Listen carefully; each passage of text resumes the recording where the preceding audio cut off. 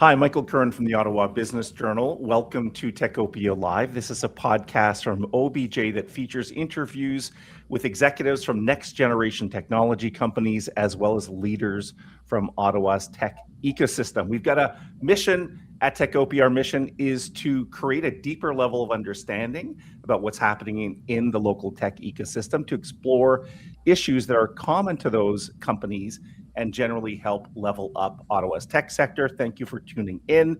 Of course, if you're watching this podcast and you're liking it, please share it with a friend and give us a review or a like.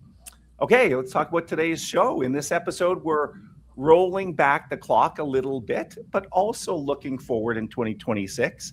In late fall 2025, the Ottawa Business Journal and Ottawa Board of Trade produce our annual awards gala. That's called the Best Ottawa Business Awards, or the BOBS.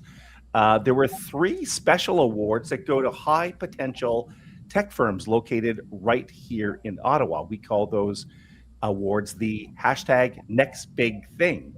And the selection of those Next Big Thing recipients largely falls to Invest Ottawa and RBC, who fund that awards category. Appreciate that, by the way. In today's episode, we'll be joined by the VP of Venture and Entrepreneurship at Invest Ottawa to recap those noteworthy local tech companies. All right, let's meet our guest right now. As mentioned, he is the VP at Invest Ottawa, focused on venture and entrepreneurship. Before joining IO, he spent a quarter century, that makes him sound old, so I'm going to bug him about that in a second, as a co-founder and CEO of a local tech company that helped its users hail taxis, kind of like a precursor of Uber a little bit. Anyway, please welcome Nick Quain. Hey, Nick. Great to be here. Feeling old, Michael. Feeling old. Yeah, 25 years as a founder. Yeah, and all the scars and lessons to show for it. Yeah. And now you're using those scars and lessons to help next generation of technology companies that Invest Ottawa. I suspect that almost everyone watching this podcast knows who you are and what you do, but for those who don't, give them a heads up, Nick. Yeah, so great to be here. First off, love the BOBS and love Next Big Thing Award. So my role is to lead a team that supports the startup and entrepreneurial ecosystems in the city. So we do that by offering a number of resources in different programs, and these range from helping, we like to coin it cradle to great. So we help founders at the very early stages validate their idea, and we have a 10-week boot camp called Ignition. We have a flex program that supports companies ad hoc along the way. We have an accelerator to help companies get to product market fit, and a scale-up program to help companies that are already in the millions of revenues get to 100 million. And we do that through advisory, peer groups, supporting in areas of IP, talent, market insights, and really just overarching job of bringing the startup community together, connecting founders with fellow founders, and having a really collaborative and strong startup ecosystem. And if I understand correctly, you're running Ignition as we're recording this. Yes, we are. We're kicking off cohort 30. So we run it every quarter. So we're into 7.5 years of Ignition cohorts. So kicking off cohort 30. Last week was the kickoff, and we're doing stuff on customer discovery and validation this week. Really neat. Okay.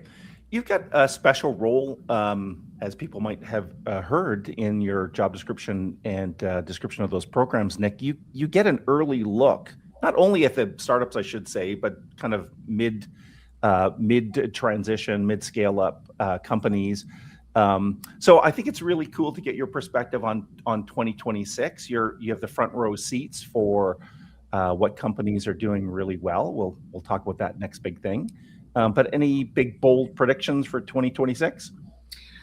Well, I don't know that it'll be seen as bold, because I'm going to talk about AI, and that's seems the most predictable topic to bring up. But I think over the last 3 to 6 months, there was obviously AI is having a major impact on how companies build companies, or how founders build companies, how they operate their companies, and then what the landscape looks like in terms of long-term of who's going to win in terms of solving problems.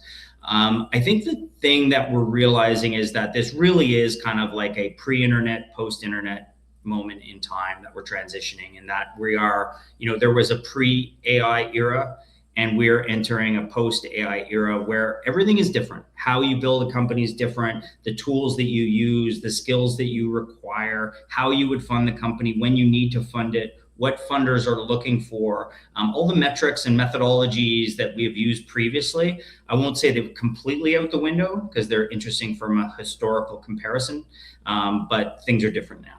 And we have to, as an organization, adjust how we're supporting founders and rewriting the playbook of how you build a tech startup. I should tease the next episode of Techopia Live is with Rob Immo of Backboard IO, who's another exciting local AI company. We've also talked with people like Solon Angel, who is kind of the preeminent figure in my mind of AI in Ottawa. Solon's given a few presentations and talked on Techopia Live before about not how you can kind of scrap your entire development team, Nick, but how you can develop code in a very different way and create effectively an AI built company, like a company that is using AI, not only its product, but from the ground up. Is that what you're trying to encourage, or some of the new companies that you're seeing, they're taking that approach? Yeah, that's one side of the equation. The one side of the equation is how you build your products using tools like Cursor and Lovable, various others that, Claude Code has come out now, which is just, changed the face of the game even further. So that's part of it. But then also, what's the longer term impact of where, if you're writing software, where that fits in the long-term ecosystem? Because AI is giving everyone the ability to talk to databases, and often SaaS platforms or SaaS tools have been the intermediary that sat between you and data, you and information, and presented it back to you. And so it's really upending the whole landscape of what tools, products, enterprises, and consumers will use several years from now that is really fascinating and really an incredible opportunity for entrepreneurs, but also makes the future a little bit more foggy in terms of who's going to win in a year or two. Is it fair to assume that some of the startups, maybe the ones in Ignition that you're talking to later today, if they're not doing this, then funders will look at them in a less enthusiastic manner? I think in general, certainly if you're in software or SaaS, if you don't have an authentic AI story of where AI fits, both in terms of how you're building your company, but also where your solution fits long-term in an AI sort of adjusted landscape, then your probability of raising capital is very little. Yeah, that's what a few people have told me. So listen, the whole purpose of this episode is to take a look at our next big thing. We've got some video roll coming up in just a second, and we're going to get you to share a few thoughts on each of the recipients. But before we do that, Nick, we're just going to pause for a second to recognize the sponsor of this episode, Perley Robertson, Hill and McDougall. Tech companies move at the speed of light, and they need a law firm that moves just as fast. Perley Robertson, Hill and McDougall solves tech companies' most challenging legal matters. As Ottawa's largest independent full-service law firm, Perley Robertson, Hill and McDougall has provided specialized legal services for over half a century. Perley Robertson, Hill and McDougall advises tech companies in all legal matters important to fast-moving companies. That includes financing strategies, venture capital raises, private placements, public offerings, M&A, IP, shareholder agreements, stock options, and more. To learn more about Perley Robertson, Hill and McDougall, please visit perlaw.ca. Thanks to our friends at Perley Robertson, Hill and McDougall for their support of Techopia Live. We're back talking with Nick Quain from Invest Ottawa. Let's get down to brass tacks here, Nick. We're going to take a look at our first company. Here is a video from Compose Health.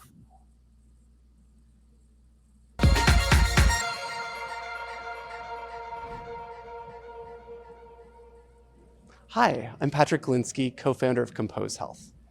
Have you ever been prescribed a new medication or tried to follow the instructions before a medical procedure and thought, I'm not sure I understand this? Well, you're not alone. For 10 years, I traveled the world meeting people living with different chronic diseases. No matter where I was, no matter what disease I was studying, I saw the same thing. From Parkinson's to psoriatic arthritis to pediatric epilepsy, health information is just too hard to understand. The materials meant to help often make life harder. So we asked a simple question: what if CLEAR came first? At Compose Health, our mission is to improve health literacy for everyone, no matter what the condition they face or what language they speak. We work with health teams in pharma, patient support, and care settings to create information that's medically accurate and easy to understand. Our platform brings together simulations of medical writers, clinicians, health literacy experts, and more, so people can get clear information that helps them take better action on their health. We're proud to be building in Ottawa, and we're honored to receive the Next Big Thing award. Thank you. All right, Nick, there's Compose Health. Any thoughts on this company? Well, we talked about AI, and what Patrick and the team are doing there is a great example of it, right? Like, they're essentially building AI agents that take the place of where humans used to sit, to go through, edit, audit, and augment all of this content that has been created typically by a human. In this case, they're doing it in a heavy regulated industry for healthcare, so they need to be careful. They need to be on side to make sure that they're accurately describing what's being, what the solution does. But then also, what is the reaction? They've actually come up with a new feature that actually simulates how people understand and how they emotionally respond to the content that's created, and automating that whole process that allows these companies to move so much quicker and so much more efficiently and effectively in terms of creating content to describe what they're doing in biopharma. Really, really cool. Yeah, really neat. I don't have to tell anyone that Canada's healthcare system, excuse me, is under duress a little bit. So any way to help either the healthcare system or the people that feed into it behave in a bit more efficient way is a great idea. And I guess, Nick, when I think of Compose Health, I do sense that there is more action, I'll put it, in terms of health innovation in Ottawa. Are you seeing any evidence of that?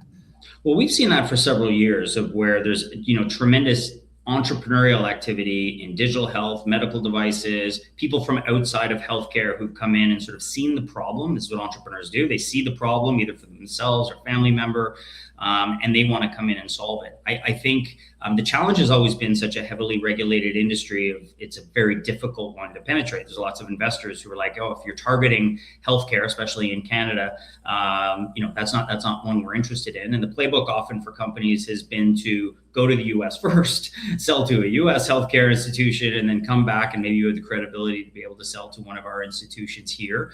We're seeing real movement there. We haven't seen that completely transform. But in this case, what Patrick and team are doing are targeting the private companies within the industry, biopharma, who are big. And, if they can make this more efficient, they're reducing the costs of delivery here, of getting these products in people's hands. So I think we're all interested in seeing healthcare become more affordable and efficient. Yeah, for sure. All right, let's take a look at our next recipient. The second recipient is Downpay. Let's take a look at their video profile.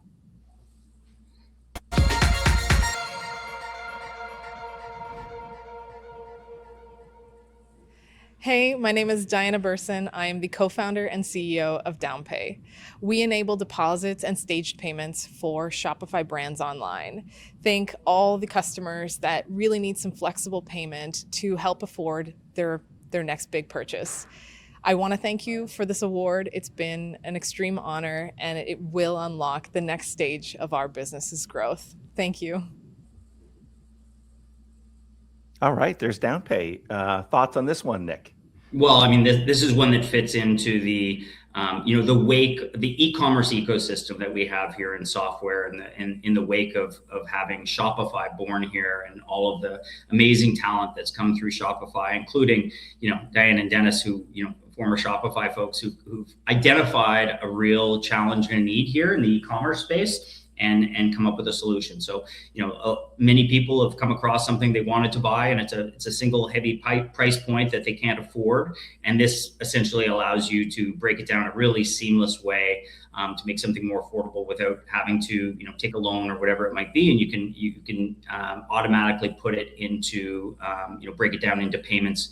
And I think what's, one of the interesting things that's happened with Downpay is recently Shopify has actually taken this on themselves. So for those that don't know, Shopify actually has physical point of sale devices that they sell to small businesses and entrepreneurs. And they've actually adopted Downpay as a solution that allows these buyers to break up the payments using Downpay, which is just fascinating to see how even Shopify themselves are ingesting and using and partnering with companies that are providing solutions in this space. That's awesome. And we continue to see the impact of Shopify starting in Ottawa. As we said, that halo effect, Downpay, even companies that might not have worked directly, for Shopify, maybe Rewind comes to mind. That Shopify continues to have a ripple effect, if I could put it that way, through the local economy. Yeah, you do. And not all, the e-commerce expertise is in the city, but it doesn't all focus on Shopify either. The case of Rewind, they started their first backups were obviously with Shopify, and it's a big part of their business. But you've got companies like Noibu or Trellis that actually sort of work mostly outside of the Shopify ecosystem. So it's really created some diversity in the e-commerce space in our market. Yeah, a bright spot for sure.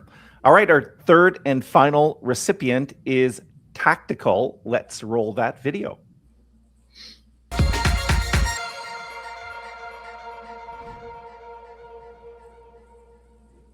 My name is Michael Nelson. I'm a Canadian Armed Forces veteran, Telfer Executive MBA graduate, and the founder of TACTIQL. Our software, Fulcrum, is a data conditioning pipeline that enables interoperability between military sensor technologies and modern command and control softwares. I am honored to be receiving this award on behalf of my team here today. Your support is critical to enabling us to invest our energies into supporting our men and women in uniform. Thank you.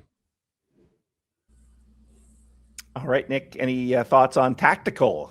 Well, first off, really cool what Mike's done in the story of being from the military, experiencing, seeing cases where they have all of these different data points from reconnaissance, from surveillance, from data, all sorts of stuff that doesn't get brought together, and him coming up with a solution and designing a solution that brings it all together seamlessly to allow more accurate information and decisions made on the front lines for our military.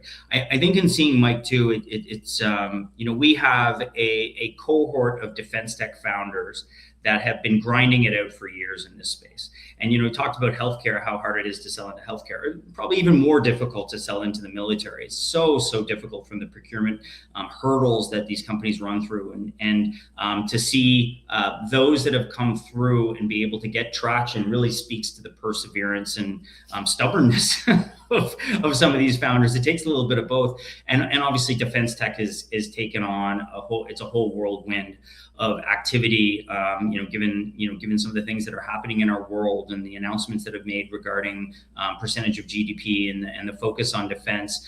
It's really exciting to have locally this cohort of incredibly strong defense tech founders that are already in position to be able to take advantage of this. And Mike and his team have incredible traction in terms of the NATO Diana designation, and they actually won an award with NATO Diana. So for those that don't know, that's a designation that's provided by all NATO countries of putting out challenges and then handpicking companies internationally that would be uniquely positioned to be able to solve challenges. And TACTIQL was a winner of those, and I believe they were also one of the first companies accepted to Calian's defense accelerator as well. And for Mike and his team, it's going to be he has so many opportunities in front of him to grow and to get pulled in different directions. He's going to be in the situation of deciding which things he prioritizes in the year ahead, because this is such a booming industry. We've seen the recent announcement by Dominion Dynamics as well, raising 21 million. Fascinating to see Bessemer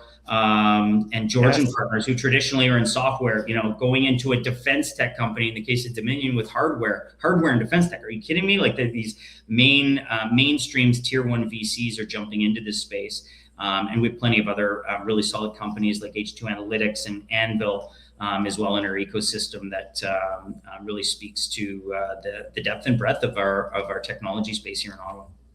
OBJ and the Board of Trade, along with Invest Ottawa, by the way, hosted an economic outlook event recently. Sonia Shorey moderated a defense tech panel.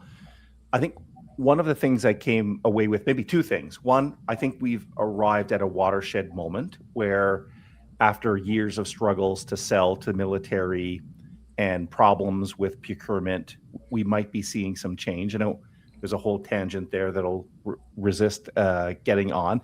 But maybe coming back more to an IO focus, and I'll get your take on this, Nick. I think for so long in Ottawa, we've said, how can we kind of combine the know-how of our tech community with being the seat of the federal government? And for a long time, we thought, okay, well, that will be through kind of government innovation. That still is a challenging situation, but with billions and billions and billions of dollars being made available to create more of a domestic defense industry, it seems, Nick, to me, like this could be the uniquely Ottawa opportunity. And Mike Nelson is a little bit of an example of that, because, and not that they're all special ops guys, but it seems like we got a lot of veterans who actually understand what the troops need on the ground.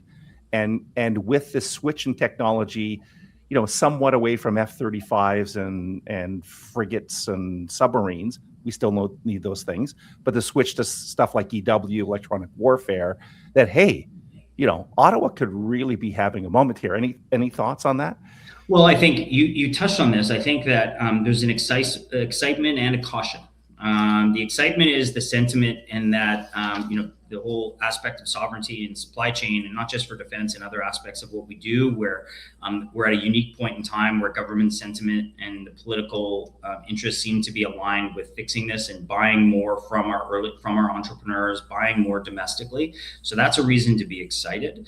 The caution is that we're not there yet. Those policies have not come out that make it easier for these companies, all of these defense tech companies and many more, to actually have their products procured yet. So seems like things are set up to see policies and initiatives put forward that will make that easier, but we're not there yet. So there's cautious optimism, I guess, and hope for that 2026 is going to be a year where we start to buy from our own. And we won't get into it. The Defense and Security Resilience Bank too is a big opportunity.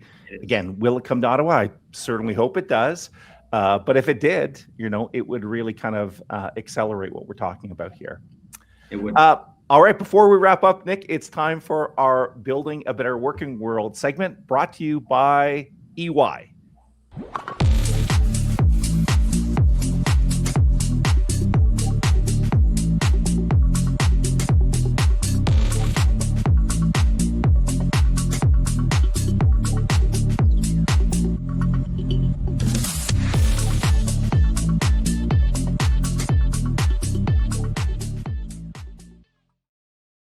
Invest Ottawa is building a better working world by focus on building the strongest startup ecosystem we can have, with founders helping founders like never before.